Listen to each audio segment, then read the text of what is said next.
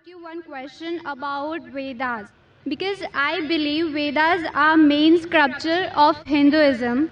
So I want to know if you are telling or putting a common point which is similar to other scripture, why you do not put different points in front of non-Muslim people which are contradictable or which are opposite to each other, because I believe in common point. As a being a Hindu girl, it is very important to know which are the common point and which are the different points in Hinduism scriptures. Sisters ask a very good question. She said that I quoted the Vedas, I did point out similarities. Why don't I speak about differences? And she wants to know the similarities as well as differences. Sister, if I can give a talk on similarities between Islam and Hinduism for a few hours, I can give a bigger talk and a longer talk on differences between Islam and Hinduism. But the reason I chose to speak about similarities, because that is the advice given by my Creator Allah subhanahu wa ta'ala in the Quran, in Surah Al-Imran, chapter number 3, verse number 64, which says, Kul ya ahlal kitab, say, O people of the book, ta'alaw ila kalimatin sawa'im bayna baynakum, come to common terms as between us and you. Which is the first term? Allah na'budu illallah, that we worship none but Allah. Wala nushrika bihi shay'an, that we associate no partners with Him. Wala yattakhidha ba'duna ba'dan arbabun min dunillah, that we erect not among ourselves lords and patrons other than Allah. Fa in tawallaw, if then they turn back, faqulu shadu, say ye bear witness, bi anna muslimun, that we are Muslims bowing our will to Allah subhanahu wa ta'ala. This verse of the Quran shows us a way how to speak with different kinds of people. Come to common terms as between us and you. Which is the first term? The most important term is Allah na'budu illallah, that we worship none but one Almighty God. Regarding differences, sister, I can give a talk for hours together about differences. Not that I can't, but it will bring animosity. Maybe it will hurt the feelings of someone. That we may be forced to do during a debate. When there is a debate, for example, I had a debate with a person by the name of Dr. William Campbell. Have you heard that talk, sister? Yeah, I have seen your videos. So that talk was talking about differences between Christianity and Islam. Why? He wrote a book saying there are 30 scientific errors in the Quran. And for 8 years, no Muslim replied. In USA, it became a hot seller. So the students of US, they called me and we had a dialogue. The topic was Quran and Bible in the light of science. Whatever allegations they had against the Quran, I replied to all. I posed 38 points from the Bible which is against science. He could not reply to any. So in a debate, I may have to do that. If I have a debate with a Hindu scholar who says that Vedas are completely with science, so then I can talk about the unscientific things. But if I talk about differences, maybe you may feel offended. So if you want to go on a higher level, surely you can ask queries at IRF. We'll give you all the things. But in public, I personally don't want to talk about contradictions unless someone forces me. Not that we aren't aware. But if you know the similarity, what I'm telling you, let us agree to follow what is common. So what I tell the people, what is common in the Vedas, in the Bible, in the Quran? Let everyone agree that at least one book is the word of God. Hindus will say, Veda is the word of God. Christians will say, Bible is the word of God. Muslim will say, the Quran is the word of God. I tell them a thing which everyone wouldn't mind agreeing. Let us agree to follow what is common. So when you follow the commonalities in the Vedas, in the Bible, in the Jewish scriptures, Talmud, in the Quran, we find all these scriptures says there's one God. All these scriptures says the last and final messenger is Prophet Muhammad, peace be upon him. So I'm asking you, sister, why don't you believe in one God? I want to ask you the question, sister. Do you believe there's one God? Yeah, I believe in one God. Do you believe, and do you believe, sister, that the last and final messenger is Prophet Muhammad, peace be upon him?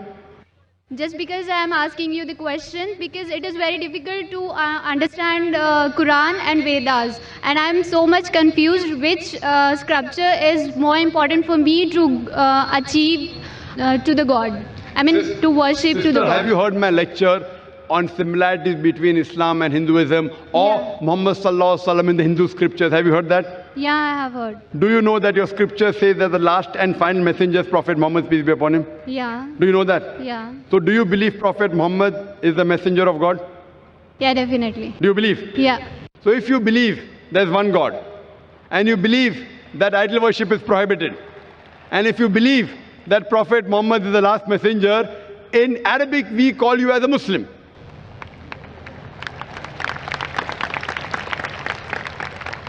Sister, do you believe in one God?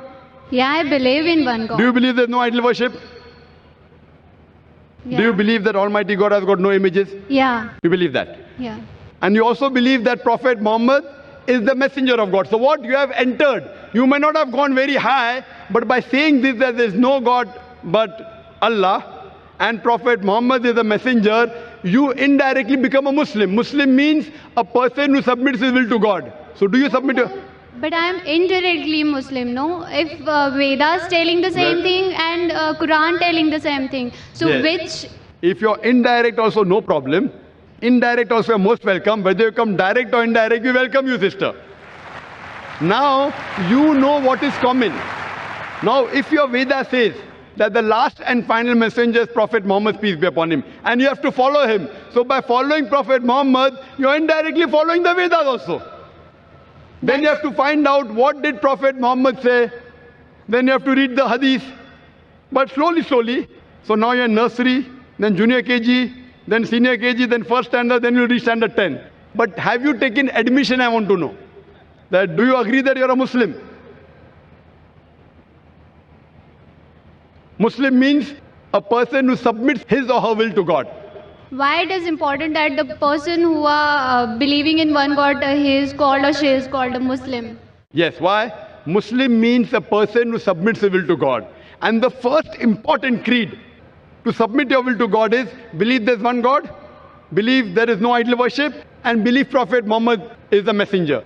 If you say this, that means you have agreed to submit. And then it takes time. Then you go to standard 1, then slowly you may know what is required about fasting, about charity, not to rob, not to steal. All this comes later. But do you agree to submit your will is important. And do you agree to follow the teachings of Prophet Muhammad is important. What I want to ask you, sister. Yeah, I agree. So would you like to say the Shahada?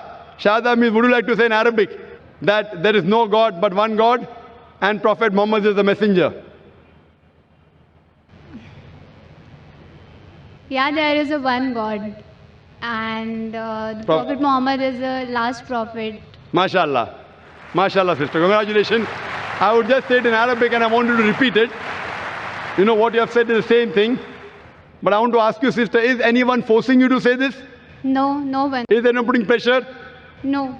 It is completely out of your free will. Yeah. Okay, sister. I say in Arabic, just repeat it. Ashhadu Ashhadu Allah Allah ilaha ilaha illallah illallah wa ashhadu wa ashhadu anna anna Muhammadan Muhammadan abduhu abduhu wa rasuluhu. wa rasuluhu. I bear witness. I bear witness I bear witness that there is no God that there is no God but Allah but Allah and Prophet Muhammad, and Prophet Muhammad, peace be upon him, peace be upon him, is the servant is the servant and messenger of Allah. and messenger of Allah. MashaAllah.